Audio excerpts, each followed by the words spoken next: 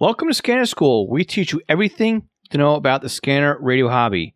Today, we're talking about how to improve the audio, the sound that comes out of your scanner. Now, again, all session notes can be found on our website at scannerschool.com/session 142. Before we start this week's podcast, I'd like to take a moment to thank our Patreon supporters. Patreon is a month-to-month sponsorship platform. We have 3 different support tiers, each with different benefits. But the most valuable tier is our $5 a month tier. This equates to sponsoring the podcast for about $1 per episode. Now, not only do our $5 Patreon supporters receive the podcast early, but they also receive a commercial-free version of the podcast delivered directly to their podcast player. Some may say that the included squelchy sticker pack that is mailed to your home is the best benefit of the $5 level, but I think it's the community or the club that is growing at this level. You see, we meet once a month on Zoom, and we have a roundtable discussion about scanning, ask questions, offer advice. Some of the members are answering other people's questions, and we just talk with our fellow Scanner School classmates. This is an exclusive group for our $5 Patreon members. Now, again, if all this wasn't enough at that level, you'll also receive discounts to upcoming Scanner School courses and offerings. Now, you can help support Scanner School by going to www.scannerschool.com/Patreon or www.scannerschool.com/support.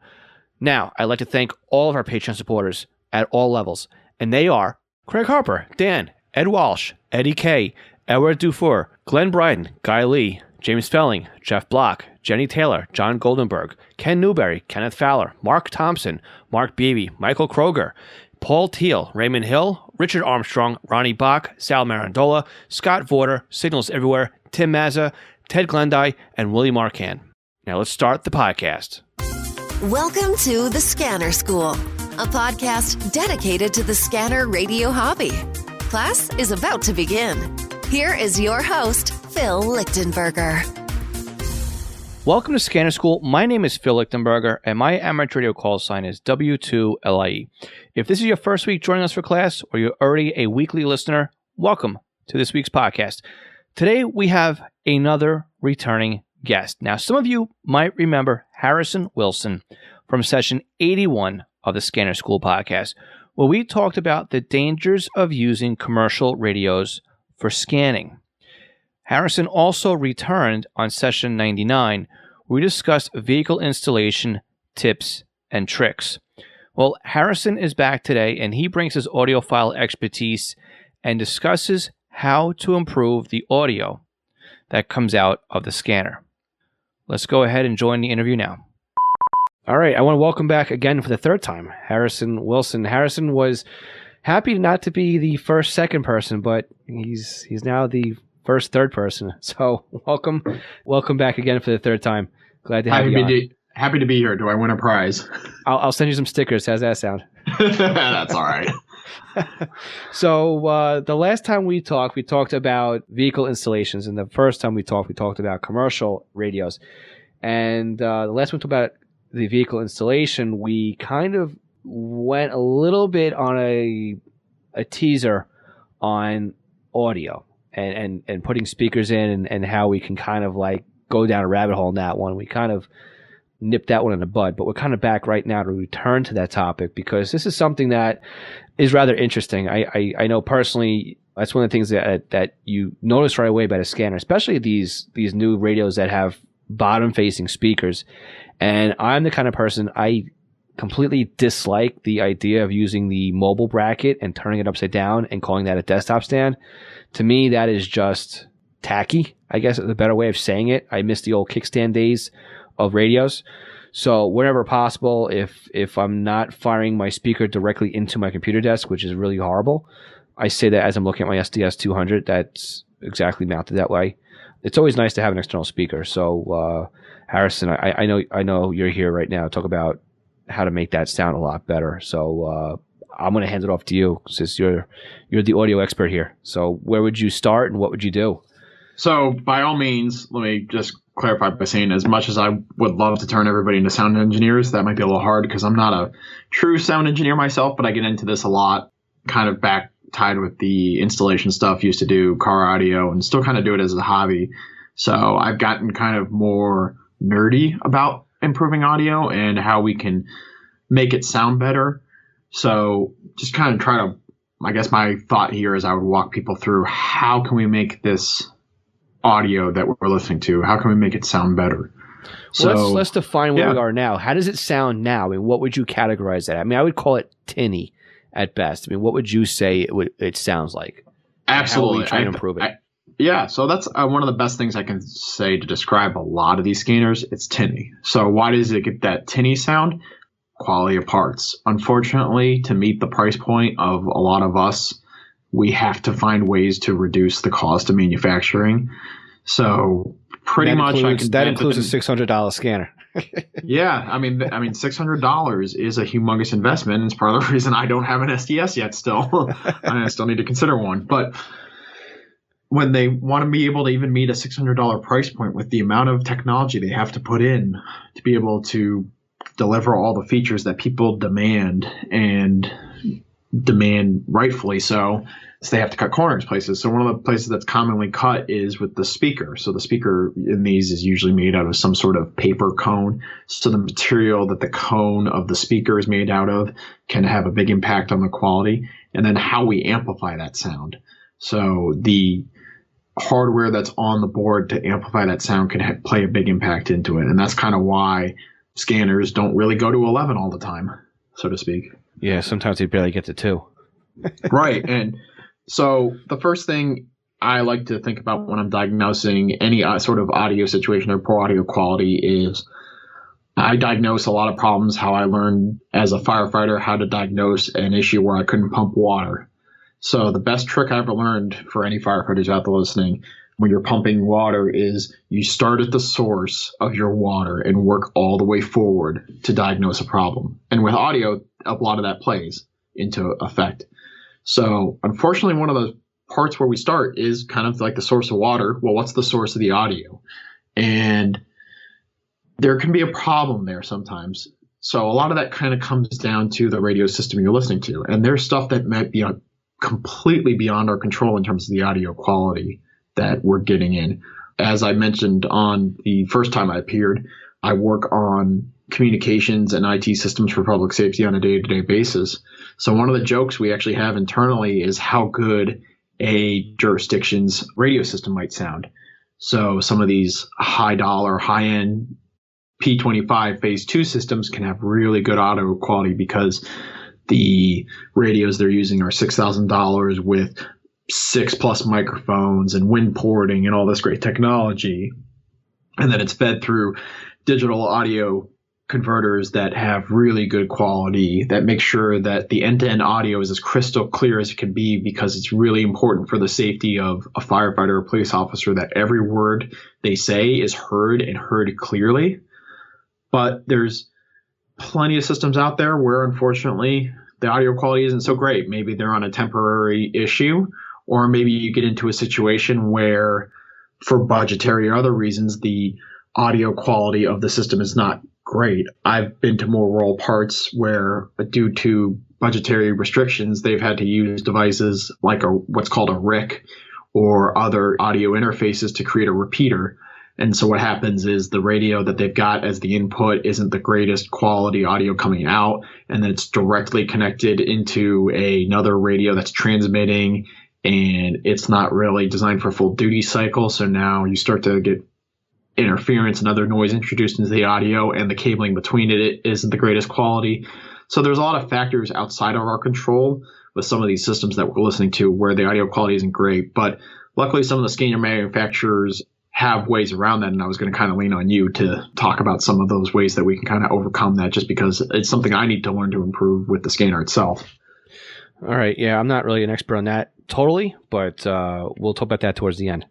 So absolutely, because I know it's come up before on some of the Ask Scanner schools and some stuff like that. So normally I will always refresh my memory in the manual before I even talk about it, to be honest with you, because it's not something I touch every single day. In fact, I really haven't had a need to touch it because my local P25 system here is pretty much Medcom only I can listen to, so it's not really too much of an issue for me to listen to that the way it's set up in the scanner. But now that I have another neighboring county over here that's playing around, it's going to be more of a hassle for me to kind of dial that in. So I haven't really had to mess around with it too much personally, but I know of people who complain that, and we talked about it the last time too, or the first time you were on, just how adjusting those, because you have one system that's just too loud and one's too quiet and one is just too robotic, and this one is just right type of thing. It's the three bears in the trunk system. So like you said, it does fall a lot onto how it's set up, and then you can kind of play around with the radio to get it to, you can tweak it internally. But let's just assume we've got things on that end tweaked, and we have good signal come into the radio, and the transmitter on your end is optimized, so you're receiving a good signal. So what's the next step on the flow? So definitely your volume is going to play into it. If you're just going to output the audio out of your speaker, there's little much you can do at that point beyond some sort of serious modification to the internal radio itself. So maybe being lucky and seeing that some part manufacturer has a speaker out there that you could tear apart your $600 scanner and replace the speaker with a higher quality one. You might get lucky. I don't know what the specs of the speakers in some of these devices specifically are, but you would have to find one with the right mount, size, the right depth, and be able to fit in the same location. And that's assuming you can find one that's even higher quality, because for all I know with these manufacturers, it's not even a cost-cutting thing. It's the only option they have available. But typically it's cost-cutting. And usually the markets that those sorts of speakers are catered to is for high-volume industry. So they definitely want that economies of scale. And when I say that, I mean like they're producing enough scanners that they need to find every possible place they can to reduce the cost of the manufacturing and the cost of the parts so that they can realize the most amount of profit. Because at the end of the day, these companies are selling these devices so that they can make money. So that's one of the realities there. But what I typically find I do is, even if I want to have something on the desk and desktop speaker is plenty loud, I still end up connecting to an external audio source. So there's plenty of ways to do that. One of the simplest ways I've actually seen a lot of people use is the typical external speakers that are designed for a mobile installation. So we kind of talked about some of the ones on the last time about how you could go out and buy communication speakers that are either amplified or non-amplified. But even the non-amplified ones, because of the specifications of the speaker. So when we're talking about specifications, we talk about the resistance of the speaker. So speakers have a resistance load, which you can measure with a digital multimeter or just pull right off the manufacturer's website for specification. That's going to play into how the amplifier used in the audio for that speaker connection drives that speaker. So different ohm loads can have different impacts on your speaker. So a speaker with more resistance could potentially produce better sound, but it could also produce worse sound. So this is definitely a topic I invite people to go do some searching on and understanding how speaker resistance can play an impact on your sound. When you look at communities like the audiophile community, so these are people who want the best possible sound typically out of music, they are going to purchase headphones that have a much higher impedance. So the ohms are higher on their speaker, on their headphones, so that it requires a lot more power to be able to drive them. And what that is able to do is be able to produce greater range, because there's a larger difference in the amount of movement of the speaker. And so that's why I encourage people to just start with a speaker. And sometimes the cost of the speaker can really play into the quality of it. So something that's $10 on Amazon is probably not going to sound as good as something that's $100, but that doesn't mean you have to jump right to something that's $100. I've seen speakers for the HF DX guys that can go upwards of $300, $400, $500, which is just insane in my opinion. So there's no reason to jump that high, but definitely think about the quality, or even consider making an adapter for a vehicle speaker. What I've seen a couple people do is use the Motorola branded speakers that normally come with their mobile radios and make an adapter that goes to a headphone jack that they can plug into their scanner. It's shocking the difference in the quality of the sound just by changing not only the impedance load, but the size of the speaker can have on your sound quality. And now you're also facing it towards you, so that's now played an important role. So you've overcome the fact that you probably would need more amplification with the fact that now the sound is directed towards you as opposed to down firing into the desk. So I know you're comparing the Motorola speakers versus a Uniden or Whistler speakers. So you're looking at apples and oranges there, but it is very obvious. So when you hook up a higher end speaker to it, and again, too, even the case itself can make a difference, right? Because the way the case is constructed and the airflow around the speaker and all that would make a little bit of a difference too, I would think, in the sound of the audio. Oh, absolutely. So sound is vibration. It's the movement of the speaker back and forth. And if you look at sound, it's actually it's at its heart, it's basically a sine wave, a voltage, basically driving the speaker in and out to produce the tones.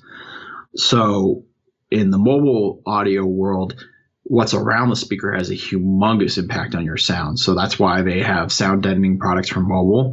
So the more that vibrates with the speaker can have an impact. So if you have some way to mount your speakers in a way that isolates them from transmitting their vibration, that can have a huge impact. One of the running jokes, and I don't know whether it's true or not, was how the reason everybody thought Bose sound systems were so nice was because they specifically increased the volume at the 60 kilohertz, which is usually around the frequency that you can get resonation with windows and things like that. So basically your windows start to vibrate from sound played at that frequency. So what can begin to happen? So what the joke used to be that they specifically did that to make it sound much louder and richer. Now, whether that's true or not, I'm not entirely sure. But it's something you have to consider because the way everything in the space where you have the speaker mounted can definitely play an impact into how your sound quality is. Gotcha. So this is more, though, than just replacing a speaker, though, right? I mean, there's more involved to getting a better sound on it than that.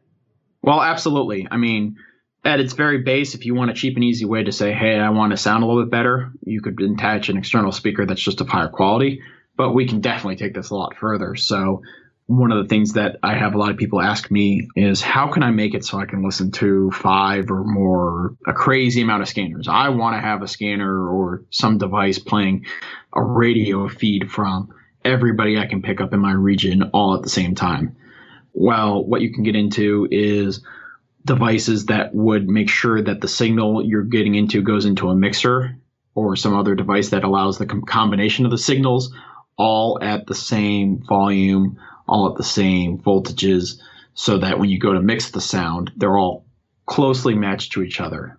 The headphone jacks that most people see on their scanners typically have some sort of amplification associated with them. So there's some sort of amplifier on the circuit board itself to help provide the audio signal.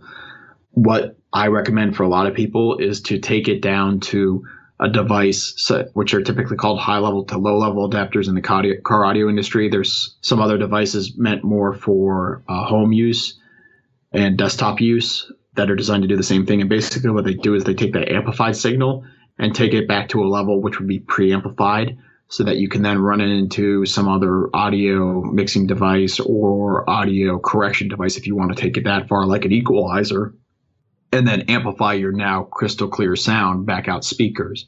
And then if you want to have multiple devices, you can get into what's called panning. So you set the balance between 2 speakers for each device so it pans to the left or the right, and you create what's called a sound stage, where basically you get a sound image. And those terms are kind of confusing, but basically it's how you kind of visualize the sound. So a good sound stage when you're listening to music would make you feel like the person either singing or speaking or playing an instrument is right in front of you. Basically, they would be in a stage and you're just sitting in the front row center of this auditorium and you're just hearing them really good. So when you get really good audio, you get a good sound stage where you can definitely place the focal point right in front of you. When you start getting all your multiple scanners like that, you can do what's called panning. So basically you create an image where not only are the scanners placed in such a way that they're from left to right, but the sound travels from left to right based on which one is actually active at the time. So you could tell the difference between a signal coming out your scanner all the way to the left and one all the way to the right. And there used to be commercial products to actually do this, and they were quite popular. I don't know if they're still out there. I think some of the companies that made those, and they were actually designed for communications, kind of went by the wayside. But it's something you can still totally do today. Right. So before I get to what I have set up over here, you talk about using the headphone jack out. Why not use the line out jack?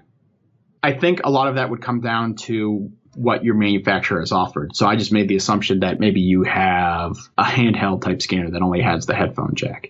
Okay. The line out jack, which some of the manufacturers provide for doing recording, is usually better because the difference between your line out jack and your headphone jack, again, is that amplification. So if your scanner manufacturer offers a line out jack, typically that is not amplified. And the quickest way you can tell is if you took a pair of headphones and you plugged them into the headphone jack, the sound would be more or less what I would call normal. So you put the speaker volume about halfway, it sounds about normal for what you're typically listening to, but then you go to put it in your line out and it just sounds really, really quiet. Typically that's because the line out is not amplified, so it's not trying to drive the signal. So you would need another device to help drive that signal to a volume at which is acceptable for listening. Okay, yeah, because the way I have my setup is I have this speaker output going to a audio 1010 LT. I think it's an M audio 1010 LT, which is a onboard mixer in the computer. And it's nice because it has, I think, 8 inputs on it. And it has a virtual soundboard on it. So I can run an input and map it to an output. So I have mine mapped out just the way you set it with the soundstage. So I have 4 scanners going through that full time. It covers 2 counties. So like hard left, I might have Nassau County Fire. And then soft left, which would be mostly left, but a little bit of the right channel, I would have had the police department in there. And then soft right, I would have had Suffolk County Police. And then hard right, I would have Suffolk County Fire. So that I can kind of like hear through the speakers which radio is keying up. So it's a little bit different than running, individual speakers. I'm sure I could run with this 1010 audio card. I can run multiple output speakers, but it just makes sense for right now, for simplicity's sake, just to have 2 speakers out there. But again, it's also my output for my computer audio. So if I get an email, it's like going through all the speakers too. So. Yep, so that's why this can get really complicated really quick. There's no need to do that through a computer. That's a really cool device I completely had forgot even existed to accomplish that. But there's no reason you couldn't go to your favorite internet web store and purchase just a regular audio mixer like we would use for mixing the audio used for a band performance or something like that. So multiple input, and then purchasing one that has the ability to pan the audio left and right and really fine tune some of the audio and actually give you some basic equalization. So if you've got a sound that's really heavy in bass, so it sounds like when they talk, you start to see the glass on the desk vibrating. You could reduce some of that bass so you get closer to the tinny sound, or maybe you have that tinny sound. You could take down the treble a little bit and maybe add a little bit of bass so it sounds richer, as they say. So it's kind of tough to use some of this terminology because it might not make sense till you actually hear it, but that's why it might be worth just using onboard mixers with your computer. Use your microphone in, use your speaker out, and get to know what some of those settings do and what different sounds like when you're listening to a transmission and you play with the treble or the bass a little bit and see what that does for your sound. Right. Yeah, I use the computer speakers for that because I'm also using that sound card to stream and record. So to me, it's like a Swiss Army knife type of thing. But exactly what you talk about is a great way to do it. I mean, they have, what was it, Roland Taxem, I think, is another company. There's a bunch of companies out there that have mixing boards, and a great place to find them too. If you go online, I mean, you find a lot of guys that were in the audio for something. Maybe they were in podcasting, or they had a band, or they're just recycling equipment, and they bought all this equipment, and now they don't need it anymore. So they're selling it for pennies on the dollar. So it could be a really easy way to grab yourself a board and start playing around with it. And you're exactly right too. A lot of these, they have, if it's an 8-channel board, it'll have a slider, right, to increase the volume on it. And then above that, it'll have maybe a treble, a mid-range, and a bass pot on it to adjust those levels. And it may even have a mute switch on it as well, so you can quickly turn that off and on. And then on the extreme side of it, on the right-hand side, you may have an output mixer. So each scanner would have its own input mixer, and then you'd have a final output drive on the other side that would have a left channel and a right channel, or you could tie them together, or you can feed it out somewhere to another computer or to another recorder. So it ends up being just a central and easy spot to mix your signals together. Did you know there are ways to help support the Scanner School podcast that doesn't take any time or any extra money on your part? If you go to scannerschool.com/support, you will find we have several ways that you can continue to do your online shopping and help support us. We have links to Amazon. If you click on our link before you go to Amazon, anything you buy from there will help support Scanner School. Now, if you're in the market for a brand new scanner, an antenna, other accessories, we have links to Scanner Master, where you can not only purchase a scanner and accessories, but you can also get your radio programmed. And by clicking on our link before you buy, you are helping to support the podcast. Now, if you're in the market for software, we have links to Butel. And if you want something new to you, we also have links to eBay. Again, just go to scannerschool.com/support before you make your purchases, and you are helping to support Scanner School at no additional cost to you. This session of Scanner School is sponsored by East Coast Pagers. Now, East Coast Pagers is one of my online companies, and we are a Unication, Apollo, and Swiss phone dealers serving the North American market. Now, if you're looking for a personal use pager or one for your department, we can get you a quote at the very best prices. So why does a company like East Coast Pagers support Scanner School? I think that every scanner radio user should at least put one pager in their collection of radios. The reason why is very simple. It frees up your scanner to just do scanning, and then you have one radio that's dedicated to your local fire activity. Now, with a pager, you can have voice storage. You can do tone outs. You can keep it silent. You can go back the next day and listen to what you've missed overnight. It's more than you can do with an out-of-the-box scanner. And with today's pagers having multiple frequencies and even having multiple channels in a scan list, like the Unication G1 can do 8 channels in a scan list. It has 64 memory channels, and out of the box, it comes with 11 minutes of stored voice and a desktop charger. The G2s to G5s, they do P25 Phase 1 and Phase 2 in simulcast environments with stored voice, paging on conventional and P25. Oh, and they're upgradable too to DMR Type 1 and Type 2. They are more rugged than today's consumer-based scanners. And with a pager like a Swiss phone S-Quad, you won't even realize you're wearing one. It'll help keep you informed as to what's going on in your neighborhood. So again, eastcoastpagers.com or contact me directly, Phil at eastcoastpagers.com. Do you have a new scanner? You're having problems understanding how it works?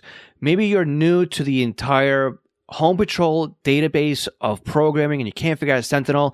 Did you get a new SDR and you're trying to figure out how to install it? Or you want to learn how to use Unitrunker, DSD Plus, maybe set up a PieAware, or even just make some changes and you don't understand how this system and the equipment works?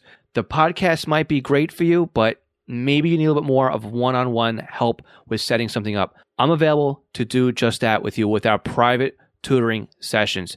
You can book me online by going to scannerschool.com/consulting for a 1-hour session. And it's great because we can actually share computer screens remotely, and I can guide you through step by step as if I was sitting right next to you. So again, book me for an hour at scannerschool.com/consulting for your scanner radio one-on-one tutoring session.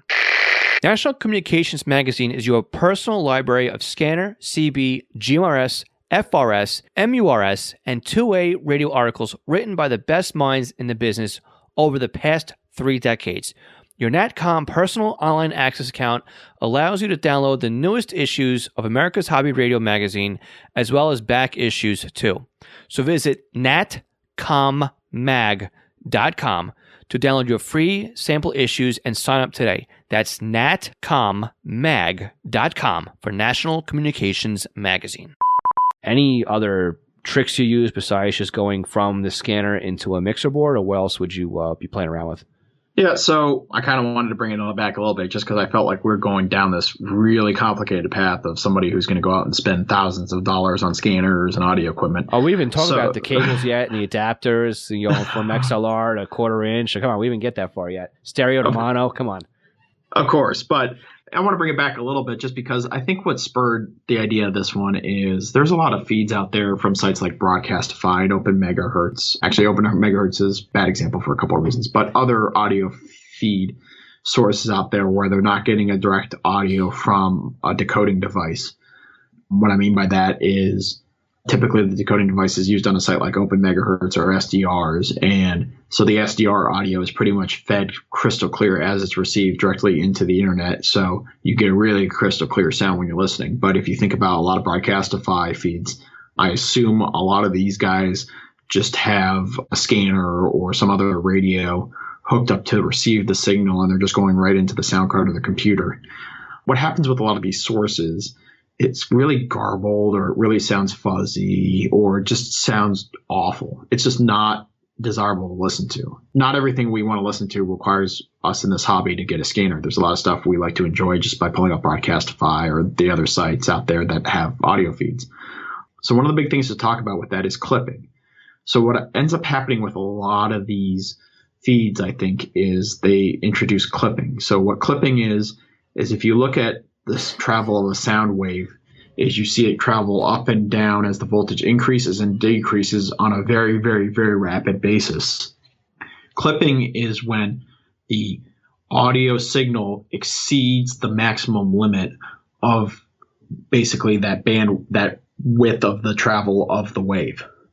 And so how we typically introduce that is we take our audio source, so we have our scanner, we crank it all the way up, and then we feed it into something where it has an audio input level, and we turn that input level all the way down. What we kind of want to do is try to keep the audio signal that we are feeding into one device as low as we can get it where we can still have the most amount of range. There's devices out there and tools and tricks and stuff that you can look up to see where the maximum limit of clipping is. So pretty much most devices out there have some level where clipping occurs, and that's where you get that really distorted sound where it sounds like terrible. I struggle to describe it, but I think we all know kind of what that sounds like. You get that, like a that McDonald's scanner feed drive-through. where somebody, it sounds like somebody's yelling when they're having a normal conversation.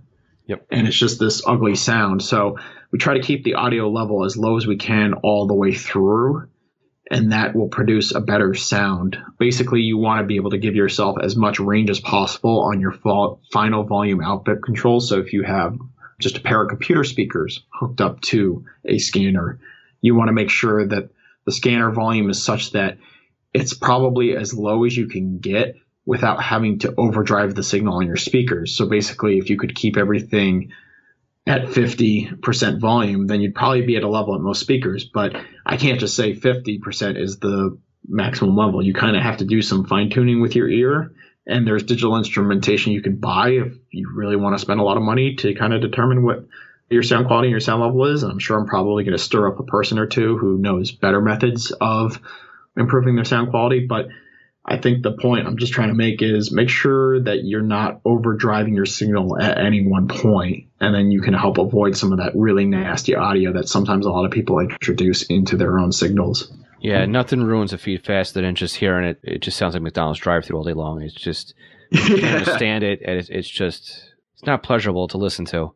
But at the same time, too, if you have a feed that's too quiet, then you find out you can't even raise what you're listening to on high enough sometimes to pick it up either. So one biggest point of advice here is just to listen to your own setup and just see how it sounds on the output. One thing I've noticed on my end, exactly what you're saying, is if I had my radios when I first started out, it's just how I did it, right? It was from the radio into the computer. And there's nothing wrong with that. It's a good starting point. But I went through it and I tweaked it. It was if I set the volume to be too low on the scanner and I increased the input volume on the microphone, then what happened was I was amplifying all the noise. So it would be a lot of hum on the line. If I raised the speaker on the output on the scanner and then brought the volume all the way down on the input on the computer, then it was all distorted, right? It was overdriven. So there has to be that magic sweet spot. And a lot of the sound card inputs too these days, they have the EQ meter on it. So it'll go from green to red depending on how loud the input is. So something like that too would help. Even if you lower the squelch on the radio and then play with the volume, at least that'll give you a good sense of where the speaker could be, where the input should be and all that stuff too. So, but nothing beats listening to your own feed and finding out. So that's, if you want to have a good quality feed, that's the fastest way to do it. Just listen to it and just hear how it sounds. And don't forget too, sometimes other people in the house might be listening to that radio. They don't like having them on. I have somebody who feeds to my site, and that's exactly his problem. Is I'll get a call saying, "Hey, I don't hear anything on this feed today, but it shows it's online." I'll send the guy a text. He goes, "Oh yeah, my wife lowered the volume." So that happens too. So yep, that can ruin the audio quality real fast. Yeah, and one of the problems we kind of have with this is in car audio, where I've learned a lot of this and how to improve audio and things like that, is there's a lot of tools out there. So you get tone generation, and you can use tone generating equipment to be able to determine where your clipping level is, where where you're getting that overdrive.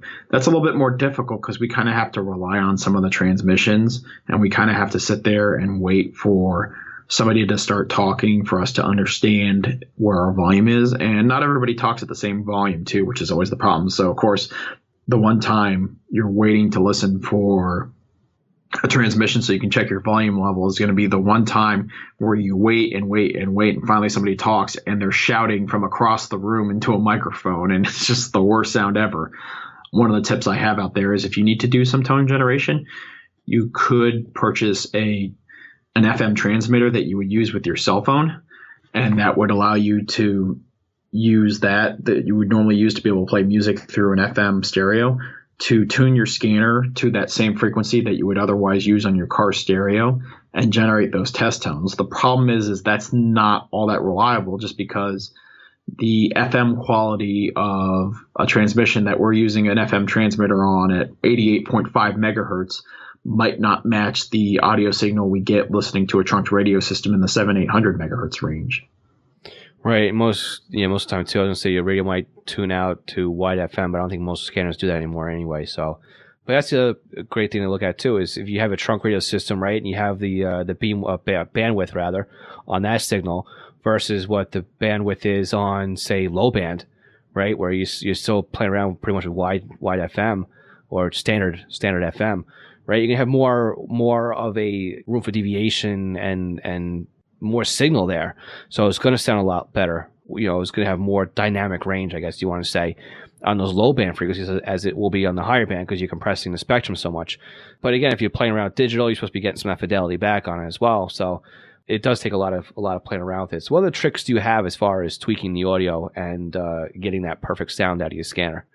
So definitely consider adding or removing other audio devices in the middle. So I kind of touched on a little bit earlier, but there's devices out there designed for the impedance matching and for the modification of the signal. So that high level to low level into an amplified speaker. So most of the amplified speakers out there, unfortunately, are designed for the mobile industry. So you'd have to have a 12-volt power supply, which can introduce sound into your signal, and not good one at that.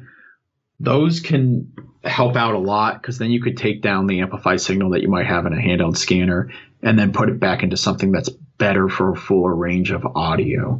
Think about the placement of your speakers. We joked about that at the beginning about how you have a down-firing speaker, but the direction our speakers are facing have a humongous impact on the way our ears preserve sound or perceive sound, because that's the range we're listening to is basically spoken word.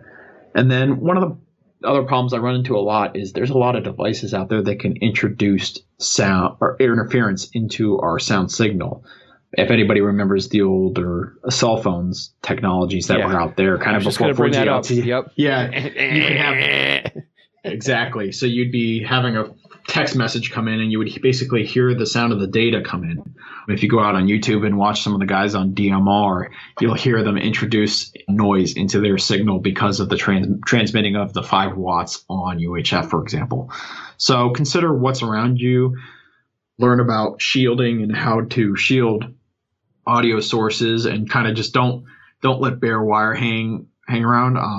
I met a guy who was having an issue listening to audio from his scanner, and I came to find out that he had cut a 1/8-inch headphone wire to splice it into an external speaker normally meant for a mobile radio, and just used wire nuts. And there was pretty much no audio shielding there, so it was doing a really good job, kind of like the old TV antenna ears, of picking up extra interference into the sound. So definitely make sure you consider what's around you in the environment when you're listening. There's tons of things that can introduce interference that you're then listening to into the signal. Right. Old motors, air conditioners, refrigerators, right? Yeah. But I mean, that's like the older stuff to worry about. But still, I mean, it holds true. It's like there's enough RF just coming out of electronics these days that proper shielding, proper grounding, it's all good practice to begin with. So I think just going in with a mixer and something where you can actually tweak the EQ on the output of the scanner. I think beyond anything else, that might be the most fun way of doing it. It might be a little bit more of an advanced way of doing it, but I think that would definitely be the quickest, easiest way of playing around because you can really tweak. You got your high range and mid range and a low range on the EQ, and then you can change the volume on the input and the output with the mixer, and they're fun to play around with, but they can be pricey. The one thing you have to worry about too are the jumpers or the connectors from the back of the radio to whatever it is you're going to go to, like you said, the speaker or anything like that.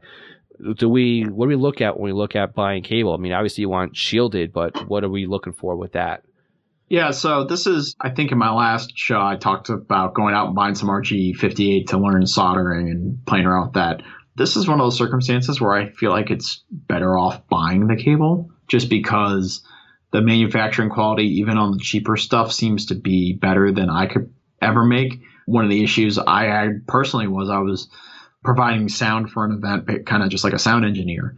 And I needed a little 12-volt light. So I had one of these little desk lamps that ran off of an XLR port with 12-volt going into it. And I had to solder the connectors myself. And basically, I introduced the whine of the little wall wart powering the 12-volt signal into the sound of everything. So I just had to deal with the light turning off because now everybody could hear this buzz going through everything. So it's one of those circumstances where, unfortunately, you might have to bite the bullet a little bit and spend some money. But luckily, with a lot of the competition in online shopping markets, the price of this has really been driven down. I still remember, even as young as I am, the days of having to run to stores to purchase a lot of this cable, and you would usually be gouged because it'd be the only store in town where you could purchase audio cable. But now you can get it online, shipped the next day or at your door before you've even had the credit card transaction run through.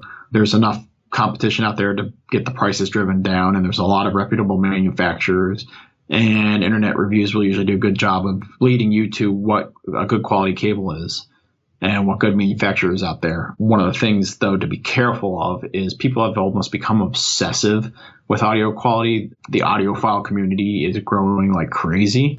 And one of the problems you can be is you'll see reviews for amplification devices, sound mixers, cables, all that stuff where people are giving it 3 and 2-star reviews because they're like, when I listen to this specific song at this specific volume in this specific way while I'm standing on my head, I hear a little bit of tinniness at the high range. And it's just like, you know what? 99% of the time, I'm sure the audio is great. So it's one of those things where it's easy to go down a rabbit hole of getting obsessive with how complicated and how complex the audio signal and the audio quality can be. So definitely watch out for getting too obsessive with that.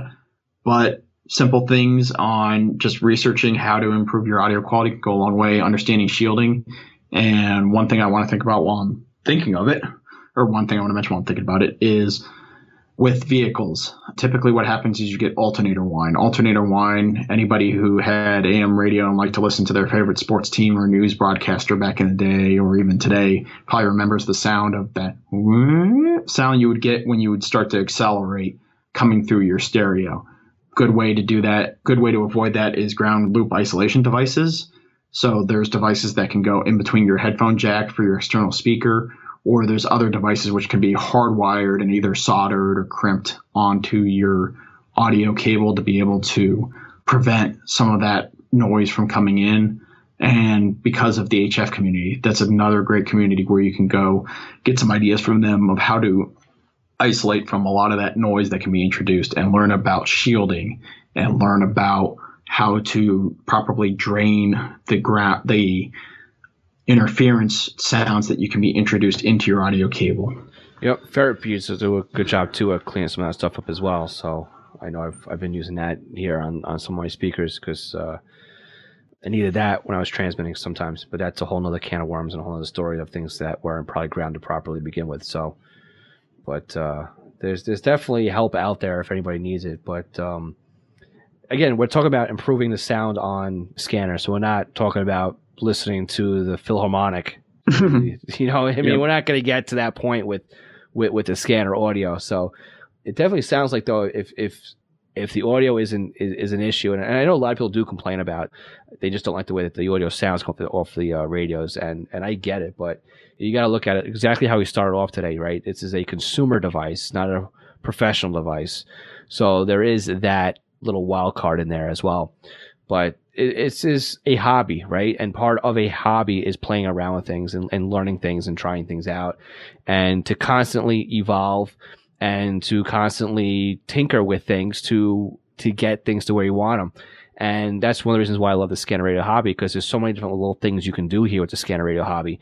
And this is just another piece of it. It's just another part. Like, you can go into antennas, and you can go into different kinds of radios, or you can go into the SDR world. You can go into, just learning all about NXDN or digital or satellite reception. I so far, as we're recording this, and I don't know when this podcast is going to air, but we're getting about 100 podcast sessions. So that just goes to show people who are listening how far in advance now we're recording it at this point, which is a great feeling to have, let me tell you.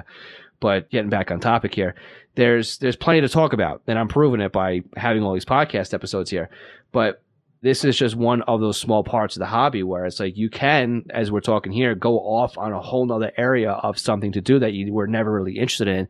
And now all of a sudden you're consumed by the thought of how can I improve this and how can I tie this together. So it's really cool to be able to improve on something that you didn't think you could improve on. And by the audio quality is something that we primarily think of as being stuck with the radio. Oh, this radio has bad tinny audio. Well, we have an opportunity here, and Harrison, you're proving it, that we do have control over some of this stuff. And with a little bit of time and a little bit of money invested, again, you don't have to spend thousands of dollars. I mean, anywhere from, a couple of dollars on like I said, a couple of dollars on a speaker to maybe a couple $100 by the time you invest in cables and amplify speakers and a mixer.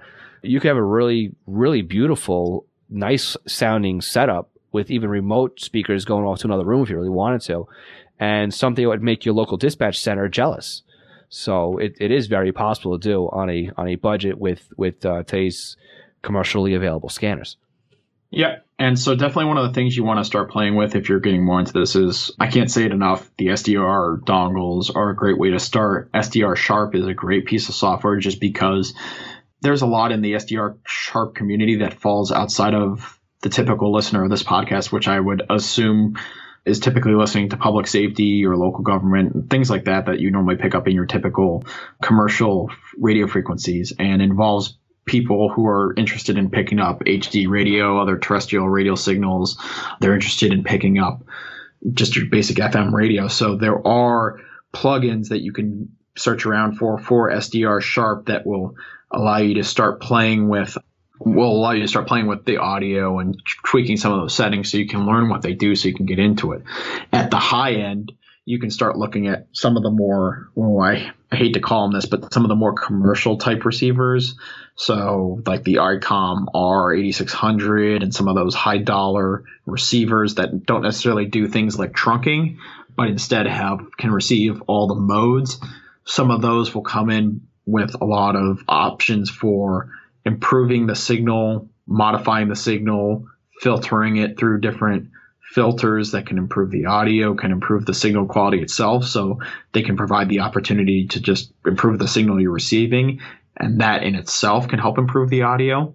So there's different ways to look at this, but it's just one of those things where, like you said, there's a lot of people who kind of are willing to ignore a scanner simply because of the quality of the audio coming out of the speaker that's built onto it. And it's just one of those things where if it really bothers you, there's ways around it. But all right, you have any other tips or tricks on improving the audio?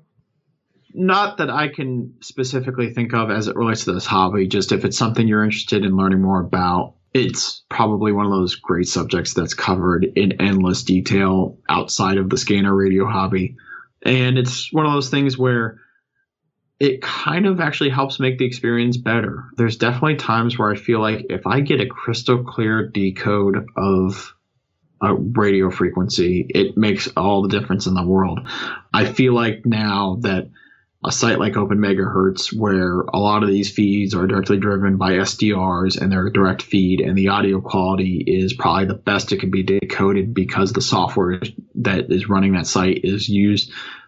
It's designed in the best possible way to receive those signals. You really get good quality, and it makes the experience more enjoyable. I remember listening to Broadcastify feeds or other places where you just have a poor audio signal and you don't want to listen to it because it's almost distracting hearing some of these pops, whistles, whirs, all the other sorts of noises you hear. So that's why I like to advocate improving it, because now I know I can leave something running all day, keep it at a soft volume, and I don't want to say background music, but it's something I can listen to all day, and then you're able to pick out those little incidents and know when things have gotten a little more exciting, so to speak, on the frequency. Yep, exactly. But all right, I want to thank you very much again for coming back for now the third time and sharing your expertise in yet another field. So we'll have to do this for number 4 again really soon, I think, huh? Yeah, I'm just not sure what our topic is going to be there. Well, whatever it is you want to bring up, I'm more than happy to have you on. I'm sure the listeners are happy to hear what it is that you talk about. I mean, you definitely have a lot that is very interesting. I mean, I never would have thought to talk about this topic, so I want to thank you very much for bringing it up. It's definitely, I mean, somebody like me, I do like the audio and never really bothered me enough to have to do anything with my other scanners. But now that I'm thinking about it, after talking about it, the wheels are definitely spinning in my head going, well, I could just buy a mixer board and just start all over again. But it's like, just really quick, what do you recommend, XLR or going straight for the quarter inch? Ooh. Yeah, so I know. I'll leave you a loaded question at the end. Yeah, I think I'm at a point where I'm going to let the product drive that decision more than what I prefer. Normally, I like the XLR just because the cable quality of the XLR cable seems to be a lot better since it's higher gauge. It's designed to be lower loss for various reasons just because of its typical application. But I would rather let the mixer drive that. So I'm annoyingly particular about when I purchase various products, and audio mixers is one of them, just because I want to make sure I have that pan so I can create that sound stage, and I want to make sure I can maybe introduce another feed. So you said you have more than just the scanner audio feeding through your mixer. I'd probably want to set up a mixer that has maybe the ability for me to listen to music. So I'm done listening to the police department for the day, I kind of want to listen to some music. I want something that has a good quality stereo input. So with all this stuff, I kind of let the features drive it more, and to some extent the brand a little bit, just because it's another one of those markets where we've really seen an influx from typically China, but some outside countries that are now being introduced into our online marketplaces. So the quality of various brands can differ wildly. So quality and feature set is kind of what drives it more so than what patch cables I'm plugging into it. But yeah, I see what your point is. I guess you could get into a situation where you're concerned about, how do I take this 1/8-inch mono out of the line out of my scanner and put it into a XLR board? Yeah, that's going to be a real pain in the neck. I would think it'd be easier just to go from 1/8 inch to quarter inch, but make sure it's mono, because I know you can introduce a hum if you have a stereo. So at least I found that out at my end. But, I think it'd be easier to find those cables. If you went from XLR, I think you have to go XLR to quarter inch, then quarter inch down to 1/8 inch, to be honest with you. I think that's without looking for it. But yep. And there are some communities catering to that, because we're starting to see that somewhat ironically with podcasting. So with the rise in both podcasting and the online video game streaming community, you're starting to see a wider range of those sort of products. So there's starting to be some stuff out there that's better suited, instead of having to make a cable that could introduce noise into the signal. Okay. So, all right. I want to thank you again for coming in and being a guest. I'm sure that we will speak soon on another topic.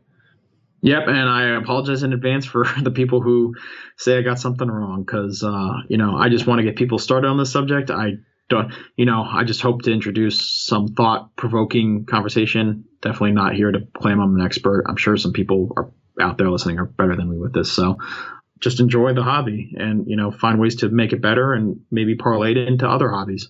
Yep, sounds good. Thanks again. Yep, not a problem.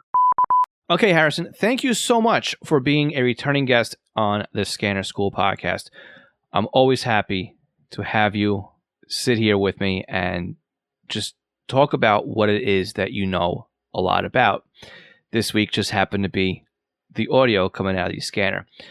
Now, again, this is an open invite to everybody. If you would like to be a guest on our podcast, please go to scannerschool.com/guest and sign up to join me on the podcast. We've had some great guests in the past. Most recently, besides today, we've had Brad. Brad was on to share his experiences and what it was like to monitor basically chaos in the streets while he was listening to his scanner live. We've also had some other great guests who have come on the podcast to share the different things that they do with their scanners. Again, would love to have you on. Please go to scannerschool.com/guest. And again, all the session notes are online at scannerschool.com/session 142. And why don't you leave us a comment? Let us know what you thought about this week's podcast. Remember, we meet every Tuesday, except the first Tuesday of the month, on Zello. Go to scannerschool.com/Zello for your invitation to join our net. Also, make sure you subscribe to the podcast by clicking the subscribe button on your podcast player or signing up for our email newsletter. We'll receive Scanner Radio tips and podcast reminders delivered right to your inbox. And if you've also enjoyed this podcast, please be sure to tell your friends. Make sure you share this in your Scanner Radio circles, as well as your online forums, websites, and groups. So my name is Phil Lichtenberger. Again, this is Scanner School, where we teach you everything you need to know about the scanner radio hobby. We'll catch you all again next Tuesday, 73.